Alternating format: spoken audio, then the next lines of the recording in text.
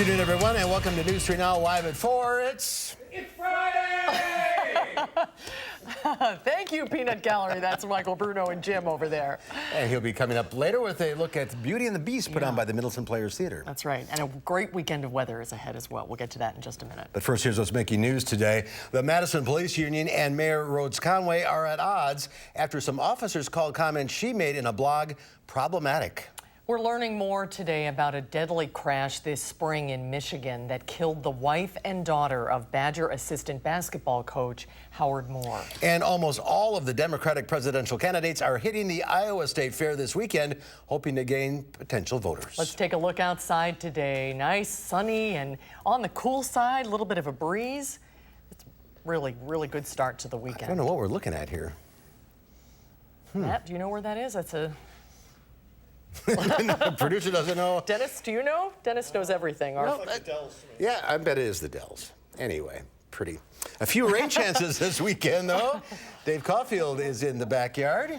There he is. Yeah, I mean, where is anything at this point? It's all relative. Yeah. It's all, and that's a Friday conundrum for all of us. But the nice weather is here, that is for sure. Doppler track showing a few showers and storms and even some severe weather off well to the north and west, but we'll be basking in the nice weather as we head into the rest of tonight. As we get into later portions of the weekend and to start next week, that could change a little bit for some of us, however. We'll go over that in just a few minutes. Doppler track is quiet for this evening, and that's the way I expect it to remain. Madison on the WISC-TV Skycam, looking at mostly sunny skies, lots of blue sky and sunshine there. Temperatures are in the upper 70s in Madison, close to 80 in Janesville, 78 in Bosqueville, and 79 in Mineral Point. Dew points, oh, that is crisp, nice air out there with dew points in the lower to middle 50s. Your day planner for Madison, temperatures falling through the 60s, and we'll be in the upper 70s for tomorrow with a few showers and thunderstorms possible to the north and west. We'll go over all of that in just a few minutes. Now, let's take a look at your first alert traffic update. The interstate at I-94 not looking too bad right now, but we are really seeing delays across Rock County, especially near and south of Janesville. Keep that in mind. There was just another accident reported near Wisconsin 11 that seems to have been cleared in the last couple of minutes, but still hefty delays showing up in both directions. So that's going to add at least 10 minutes, possibly even closer to 15 to 20 to your commute. And we are starting to see those normal slowdowns on the Beltline, although no major accidents or incidents to report at the present time. Here are your drive times: 11 minutes right now, Verona Road eastbound to John Nolan, average speed of around 25 miles per hour. And some other routes in and around Madison, a little bit slow, westbound Middleton to Sauk City. That'll cost you about 25 minutes right now. And that is your first alert traffic update. We will time out those rain chances as the Wisconsin State Fair set to come to an end this weekend, and we'll talk about what to expect in temperature land as we head into next week. All right, sounds good. Thanks, Dave. Topping the news on this Friday, Madison Police Union is calling Mayor Rhodes Conway's comments problematic. That's following a blog that the mayor posted Tuesday about the actions taken by a police officer while responding to a mental health call for a 17-year-old African-American in June. Gabriela Becerra shares the union's concern. She joins us now. Gabby? The Madison Professional Police Officers Association President Kelly Powers sent a letter to the mayor after having multiple members reach out to him with concerns, including what expectations Rhodes Conway has for officers. Video shows the incident under investigation for reports of an officer using excessive force while responding to a mental health call. In her blog, Mayor Rhodes Conway wrote, "The officer's actions are not and will never be accepted as best practice in Madison." In response, Powers sent a letter to the mayor on behalf of Madison's police union. He says the mayor's comments put doubts in the minds of officers who have to make decisions in the field, which could be dangerous. The issue at hand is the commentary and how it impacts officers and their safety. You know, the subject matter of getting out in front of an investigation before it's closed, that's problematic. Powers said he spoke with Rhodes Conway about having meetings to better discuss her vision, including the police department's role in helping the mental health community, which she says could involve changing laws. The mayor's office says the blog was not about the particular officer or incident, rather the processes and how to identify the best practices for situations like this moving forward. I will have more, including hearing from the mayor's deputy on News 3 Now at 6. We'll see you at 6. Thanks, Gabby. Rock County deputies say one person is dead following a crash this morning near the town of Avon. Just before 9 a.m., deputies responded to a two-vehicle crash involving a Ford Fusion and a semi-tractor trailer on Highway 81 east of South Cox Road. Deputies say a 68-year-old woman from Bloomingdale, Illinois, was driving westbound on the highway in the Fusion when the vehicle crossed the center line and hit the rear axles of the eastbound tractor trailer. The driver of the tractor trailer was not hurt. The crash still under investigation. The wrong-way driver who crashed into a car carrying assistant UW men's basketball coach Howard Moore and his family was more than 2.5 times over the legal limit. The Detroit News reports 23-year-old Samantha Winchester had a blood alcohol level of 0.27. The three-vehicle crash happened Memorial Day weekend near Ann Arbor while the Moore family was visiting relatives. Moore's wife Jennifer and his 9-year-old daughter Jaden were both killed. Recently, Coach Moore went into cardiac arrest and he has been receiving treatment at a long-term care facility and rehab center. The father of Michael Brown, who was killed in Ferguson, Missouri 5 years ago today, has asked for the case to be reopened. On the 5th anniversary of the death of the 18-year-old, his father, Michael Brown Sr., is calling on the St. Louis County prosecutor to reopen the case against the white police officer who killed him. Officer Darren Wilson shot and killed the unarmed black teenager, claiming Brown had attacked him. A grand jury decided not to indict Wilson. My son was murdered in cold blood with no remorse and no medical treatment. Mike laid in the street for 4.5 hours. As he laid there, he was dehumanized. The request goes to Wesley Bell, who became St. Louis's first black prosecuting attorney last summer. He responded with a statement saying, "Our office is doing everything we can to understand the underlying issues that contributed to the tragic death of Michael Brown. We are working every day with the community and law enforcement to implement policies and reforms that meaningfully address those issues and help this community and this region heal." Wilson is also not charged by the U.S. Department of Justice under then-President Barack Obama. Wilson resigned from the police force in November of 2014. Democratic presidential hopefuls have descended upon Iowa for the annual state fair. It has become a decades-old political tradition for candidates trying to woo voters in the state that is the first to weigh in on the party's nominee. Natalie Brand is at the fair in Des Moines with a taste of the action. It's not just the fried Twinkies or the beloved butter cow that attract Iowans to the state fair each year. Fairgoers are just as hungry for politics as the turkey drumsticks. They make you feel like a real American.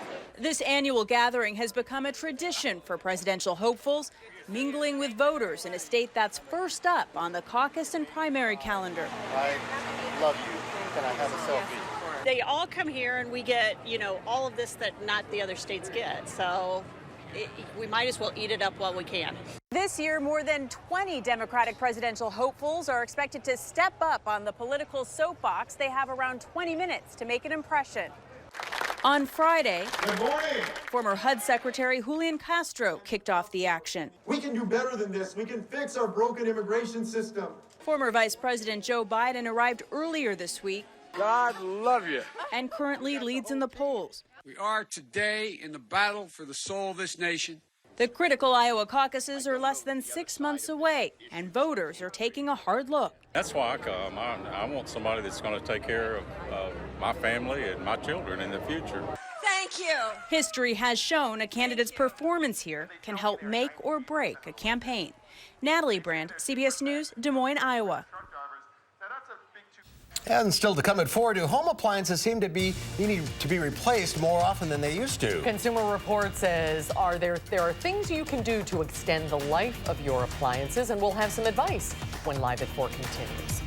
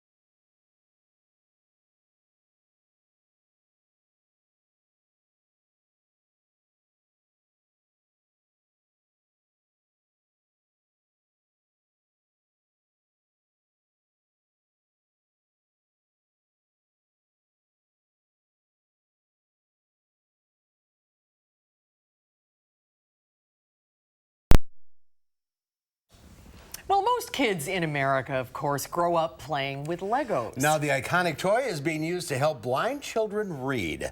Lego has introduced their new Braille bricks. The studs are rearranged to represent letters, numbers, and symbols, the building blocks of language. Learning Braille takes time and a dedicated teacher who knows it's not very common. Lego hopes their new bricks will help bridge the gap. There is a direct link between Braille literacy and likelihood of getting a job. The National Federation for the Blind says there is a crisis in America when it comes to Braille literacy. More than 1 million people in the United States are legally blind, but fewer than 10% can read Braille. Unemployment among blind adults is over 70%, and nearly 90% of American children are not learning Braille. Braille bricks, that's a brilliant idea. Yeah, it is. Stocks ended the week lower on Wall Street amid more trade fears. The Dow Industrials fell 90 points, closing at 26,278. The Nasdaq lost 80. The S&P 500 was off 19. Well, there are a few things that can upset a happy household more than a refrigerator or a washing machine or a water heater, any appliance that goes on the fritz. Not only is a broken appliance annoying, but it can also be costly and time-consuming to get fixed. Consumer Reports Chief Home and Appliances Editor Eric Hagerman talked to us this week to share some tips on how to keep your kitchen and laundry appliances running smoothly for longer. And here's what he had to say about the old saying, they don't make them like they used to. Well, it's a bit of an apples to oranges comparison, Mark. I mean, modern appliances are far more energy efficient and they have a lot more features than they did decades ago. You know, the flip side of it is that these electronics and sensors and circuit boards that are built into appliances, they definitely, you know, have the potential to introduce reliability problems that didn't really exist 30 years ago. Well, we all want to extend the length of our appliances as long as we can. So let's talk about some maintenance tips, and let's start with the most important part of the kitchen, the refrigerator. The fridge, right. So, I mean, the first thing you want to do is a pretty basic, you know, cleaning step that you just want to do, like every time you clean your kitchen. Just look at the gasket around the doors that seals them, you know, to the body of the refrigerator. Those can sometimes get gunked up with crumbs or, you know, spilled syrup or honey and things like that. Then you're gonna lose cool air and your fridge is gonna be running harder than it needs to. But then every 6 months or so, you want to pull the fridge out from the wall and vacuum the condenser coils. You're getting off like a layer of like maybe dust and grime that can get attracted to them. And it basically hurts the efficiency of your refrigerator. All right, let's move over to the range. What about them? What can we do with those? The main thing you want to do with the range, and this really goes for regardless of whether it's gas or electric, you want to clean up spills, you know, as quickly as possible after they happen. And that's because, you know, if you have like a boil over or something like that, you can, you know, get debris down into the burners on a gas stove, which will, you know, literally clog the flame and your range won't function like it should. Even on like a glass smooth top, if you have sugary spills or something like that and you let that sit, that can damage the surface of the glass. We're working our way around the kitchen. I found one of the more fragile appliances, I think, is the dishwasher. So is it just the same idea? You have to be a little bit more diligent about clogs and things building up in the dishwasher? Anybody who's purchased a dishwasher in recent years may have noticed that it's quieter than it used to be, right? And the reason for that is that a lot of manufacturers have shifted from what's the type of filter they use. They used to use grinders, right, which is almost like a little mini, you know, disposal, right? And that was why that's one of the big reasons why dishwashers are so loud.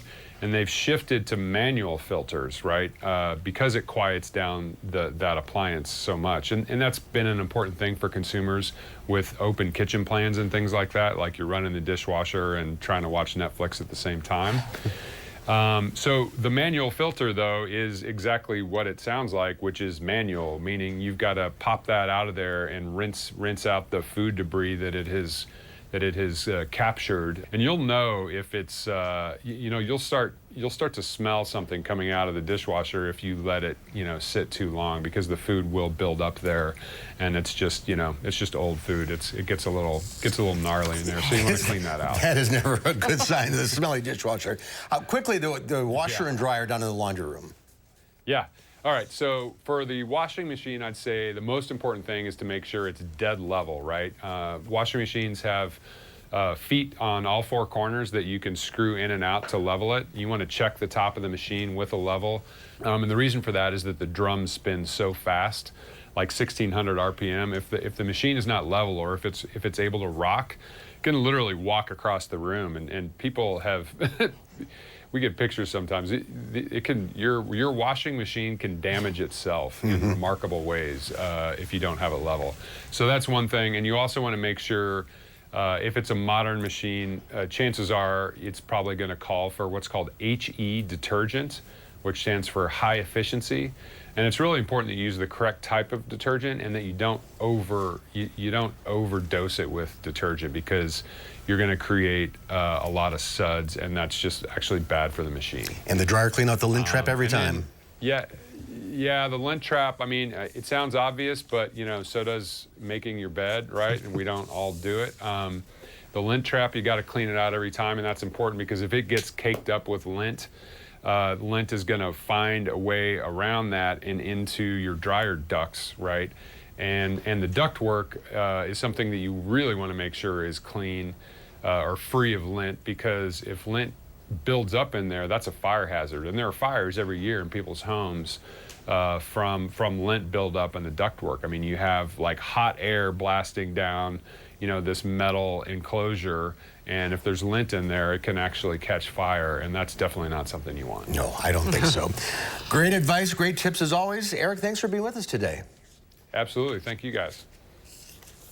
I just had to replace my washer and dryer, but yeah, it lasted 15 years, the old ones. Yeah, it does seem, though, that they don't make them like they used to, doesn't it? We'll see how long these last. Yeah. All right, there's more to come at 4, including a look at what's ahead this weekend on CBS Sunday Morning. And stay with us at 5. There is an effort in Wisconsin prisons to keep female inmates out of prison, and it starts with mental health. Our Danica Lewis will be here to share that story coming up at 5.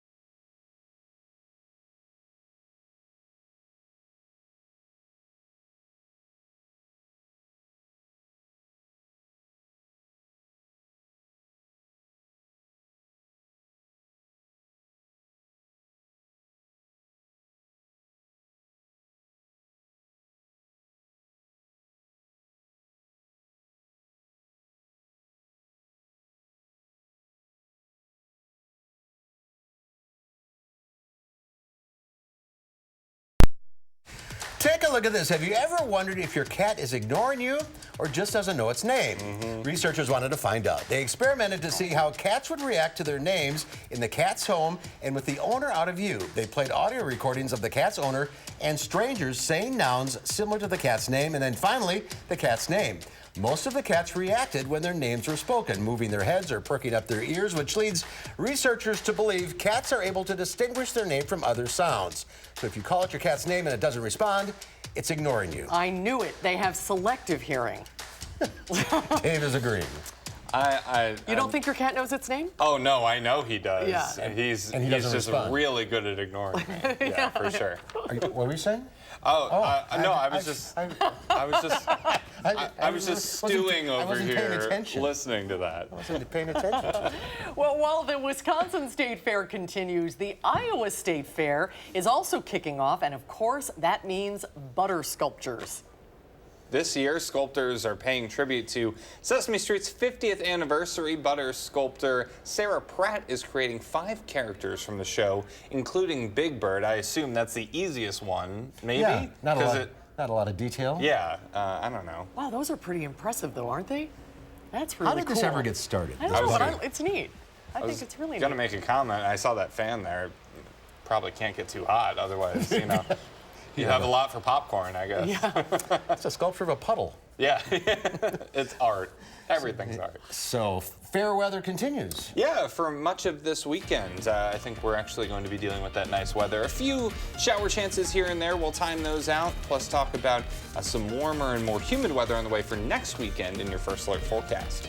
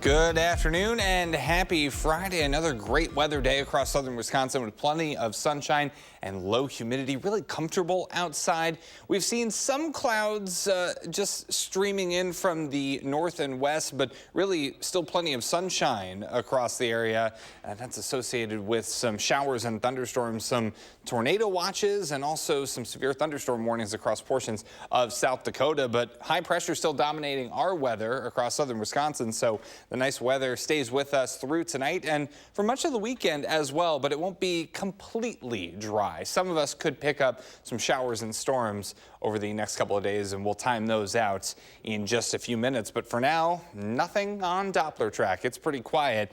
And really, it has been quiet over the last couple of days, and that's been an anomaly when you consider just how wet we've been across southern Wisconsin, specifically in Madison. We took a look at the wettest year, and not calendar year, the wettest 365-day period. So we went from August 1st to July 31st, and 2018 to 2019 comes in third place with about 52 inches of rain. That is a whole lot of rain, and actually the top three wettest years or 365-day periods have all happened in the last decade and change in Madison. Now, as far as rain chances go, I think we'll be pretty dry as we head into much of Saturday, but then as we get into late Saturday into early Sunday, some showers and storms are possible. So if we are out overnight, or we really shouldn't be surprised if we do see a few showers and storms just during the overnight hours into early Sunday morning. Then I think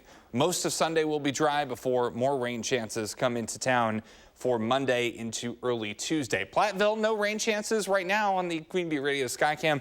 Really no clouds showing up. Lots of sunshine, and lots of sunshine as well on the Edgewater Skycam overlooking Madison. That is a pretty shot to start our weekend, right? High temperature today, 77 degrees.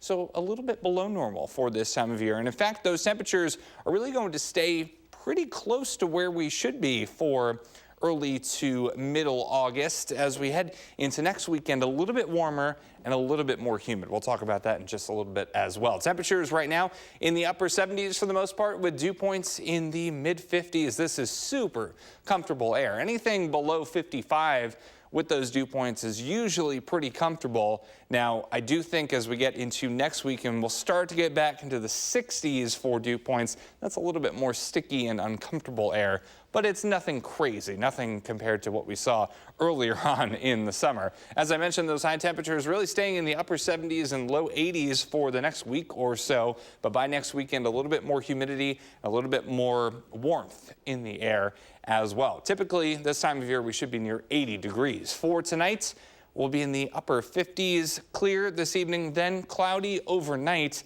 as some clouds do start to stream in as a low pressure system gets closer to southern Wisconsin. Variably cloudy with a afternoon shower or thunderstorm possible, especially west of Madison for tomorrow, highs in the upper 70s. So we'll take a look at those increasing clouds on future track as we head into tomorrow. So starting off with mostly cloudy skies, but I think the rain chances really are staying well to the west. Our latest forecast model run of future track. Now that changes a little bit as we get into Saturday night and Sunday morning. Some showers, maybe a rogue thunderstorm or two possible. I do think we're mostly dry on Sunday with temperatures near 80 degrees, and then better rain chances and storm chances arriving on Monday into early Tuesday. So most of us over the next couple of days only picking up about 1/4 of an inch of rain, but heavier downpours are possible, and we hopefully will get that 7 to 10 day forecast back up. There we go.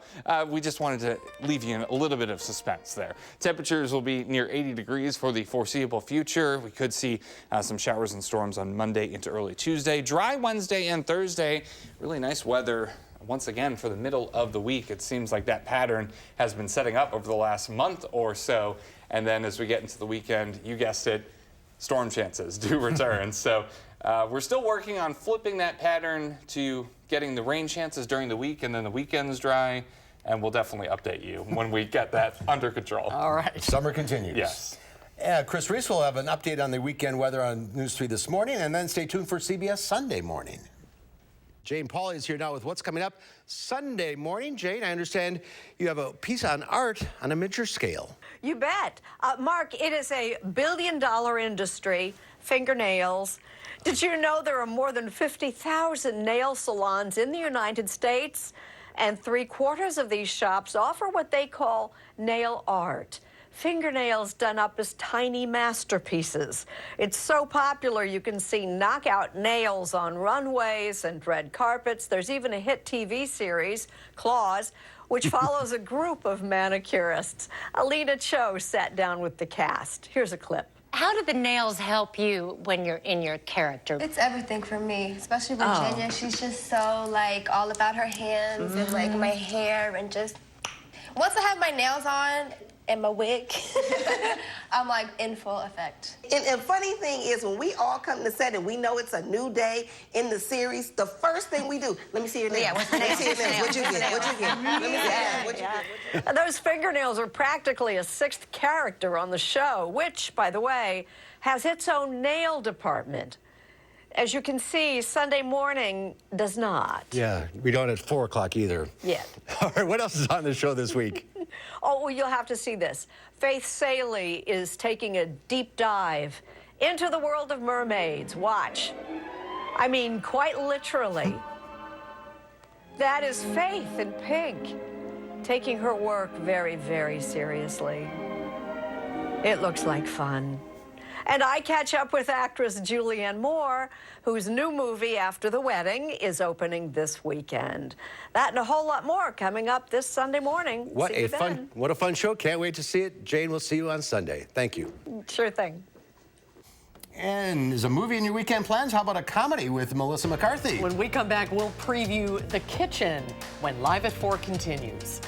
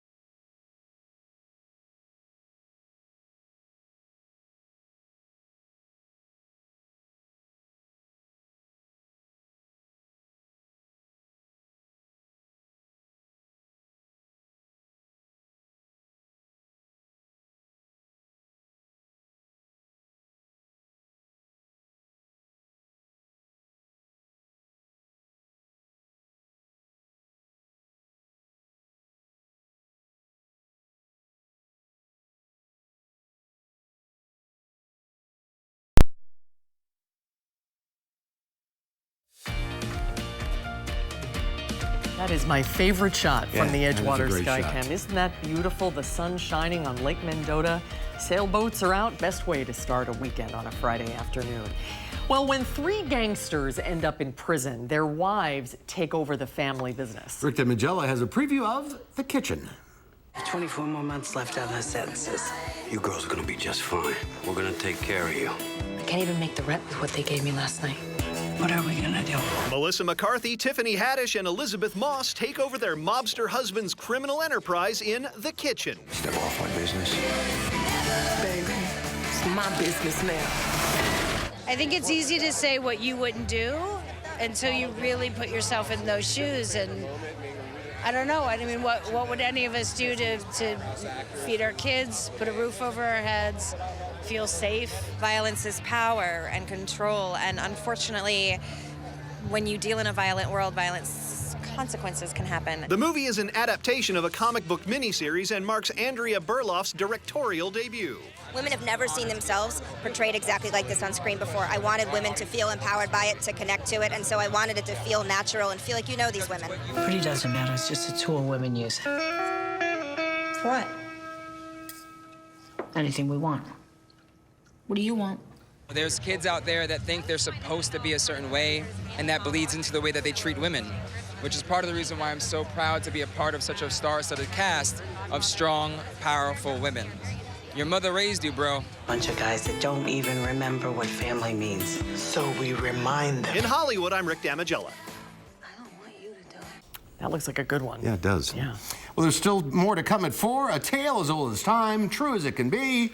It's Beauty and the Beast. Come on, you can sing it. The Middleton Players Theater is staging the musical this weekend. We'll go backstage with Michael Bruno when Live at 4 continues. I saw the movie. I thought that this was going to be a beautiful show, and I actually understood.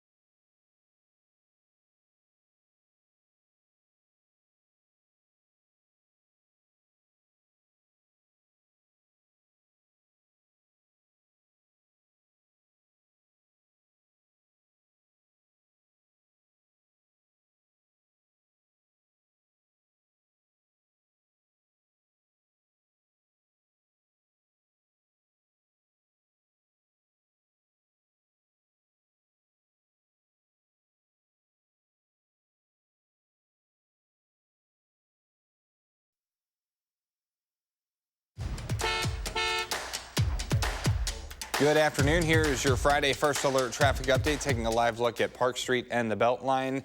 Looking pretty good right now, especially for a Friday afternoon. And those delays are starting to improve from those accidents in Rock County south of Janesville. There still are some backups showing up on the northbound side of the interstate. A little bit closer to Madison, we are seeing those normal delays in spots, especially eastbound, but average speeds around 25 to 40 miles per hour. Some delays, but not too many on Verona Road and Stoughton Road right now. John Nolan to the interstate, that'll cost you 9 minutes. That's running a little bit slow at about 30 miles per hour for an average speed. And some other routes in and around Madison. Sun Prairie to downtown, not looking too bad at 8 minutes with an average speed of around 20 miles per hour. That is your First Alert traffic update.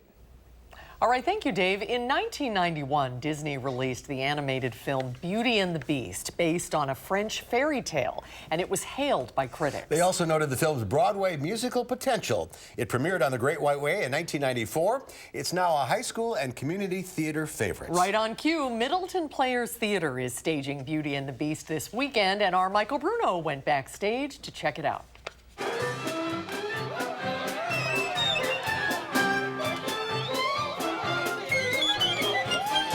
A young prince is turned into a beast by an enchantress because she was looking for warmth and he refused to give her shelter.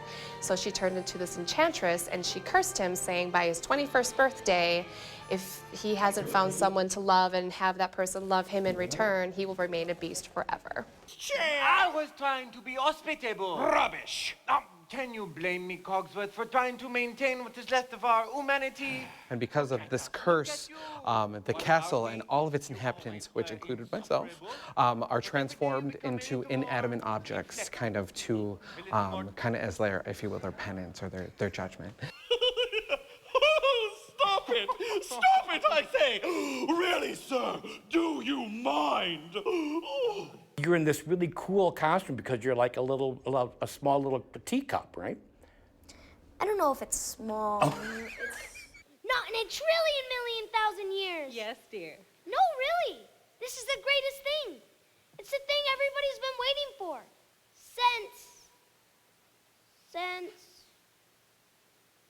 Since I don't know when. A medium size. Yeah, I feel like it makes my head a little big, but. And what's it like being in that costume? Is it hard for you to act and sing in that? No and yes. Because underneath is wood, but we had to put pillows to make it less uncomfortable. All right, stand back. Here we go.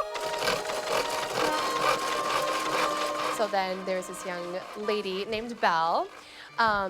Well, her father was going to a fair with his invention. He got lost in the woods, and so he got stranded at the castle. And so the beast found him, took him prisoner, and then Belle went to find him, and so she took his place so that her father could, go home. Belle? Belle, is that true? Papa! How did you find me? Oh, your hands are like eyes. Belle, listen to me. You must leave this place. Who's done this to you? There's no time to explain. You must go now. Won't leave without you. Who's there? I know someone's there. Who are you? The master of this castle. And you're the one who's responsible for this. Release my father at once. I am the master of this castle. I do not take orders from anyone. And so it's a story of the two of them learning how to get to know and communicate with each other and get to really find out what's in their hearts and to expose the love and hope and change. And so it's a story of hope, love, and change, and all wrapped in a Disney bow. I use antlers in all of my decorating.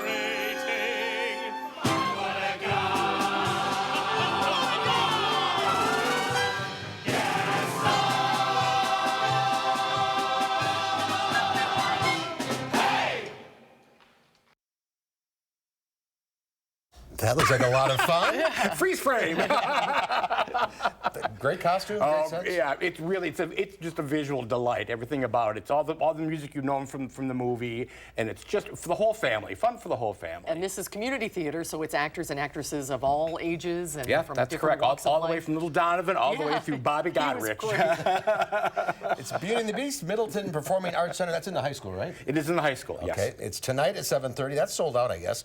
Tomorrow at 2 and 7:30. Sunday at 2 o'clock. MiddletonPlayers.com/tickets for more information. And next week. Next week, it's an original musical called Hephaestus by the Music Theater. I'm sorry, did I get a little on you? By the Music Theater of Madison at the Play Circle at the Memorial. So it's a musical? It's a musical, yes, it is. Oh, it's that's the original interesting. I've musical. never heard of that one Written before. by a local person. So it's a premiere. It is a premiere. Yes, right, the never heard of world it. premiere. Oh, that's great. All right. See you then. Okay. Thanks, Michael. Have a good weekend. You too. We'll have a final check of your forecast coming up.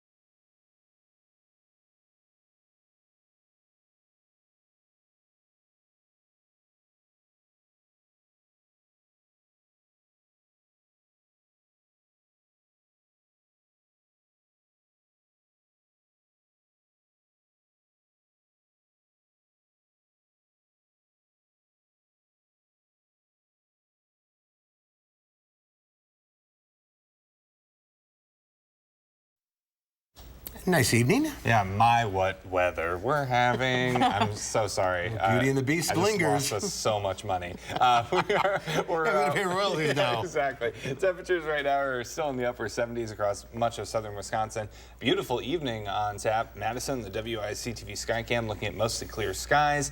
Currently, northwest wind at 6 miles per hour. That dew point comfortably in the mid-50s. So as we head into tonight, temperatures eventually dipping into the upper 50s. So we will be clear this evening, but the clouds do stream in overnight, and we'll see variably cloudy skies throughout the day on Saturday.